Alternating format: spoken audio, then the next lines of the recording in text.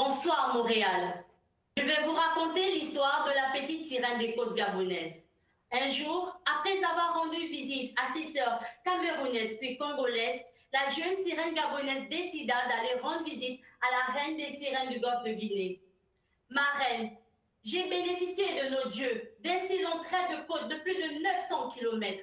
Mais dis-moi, pourquoi ma côte n'est-elle pas autant visitée par les navires comme celle du Cameroun et du Congo-Brazzaville? M'as-tu lancé un sort?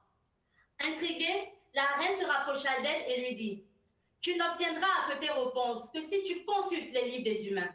Elle lui tendit une potion et rajouta ceci: Je t'accorde 3 longues nuits au-delà de ce royaume pour assouvir ta soif de connaissance.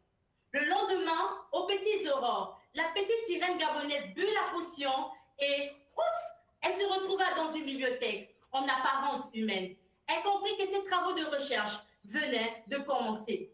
Elle consulta les écrits des auteurs géographes tels que Tchambou, Delungu, Arnaud Tabon, pour se rendre compte que si sa côte était faiblement fréquentée, c'était dû à l'absence de l'interlangue des ports gabonais. Interlangue ou arrière-pays que le géographe Yves Lacoste définit comme l'aire d'influence commerciale d'un port tant au niveau national qu'international. Il était désormais question pour la gardienne des côtes gabonaises de résoudre ce paradoxe suivant. Pays à grande fenêtre maritime, avec une multitude de ports, mais absence d'interlangue.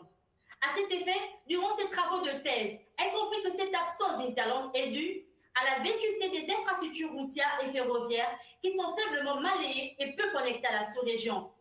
À l'histoire, facteur clé de cette absence. En effet, pendant la période de l'Afrique équatoriale française, le Gabon était considéré comme la vache laitière de la sous-région. Frustré, après les indépendances, le Gabon décida de se couper de toute question communautaire. 58 ans après son intégration à la CEMAC, le Gabon demeure toujours réticent aux questions sensibles du processus de l'intégration régionale.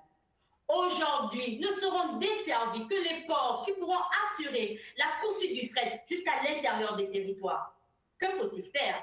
La jeune sirène gabonaise trouva cette astuce: que le Gabon s'investisse davantage dans les questions de l'intégration régionale, car c'est par ce canal que le Gabon pourra bénéficier des projets intégrateurs tels que le développement du réseau routier et ferroviaire pour enfin être connecté et conquérir son interlangue nationale et internationale.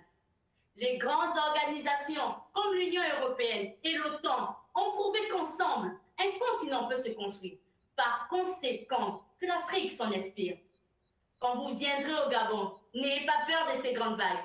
C'est juste moi qui vous enverrai mes plus belles salutations. Je vous remercie.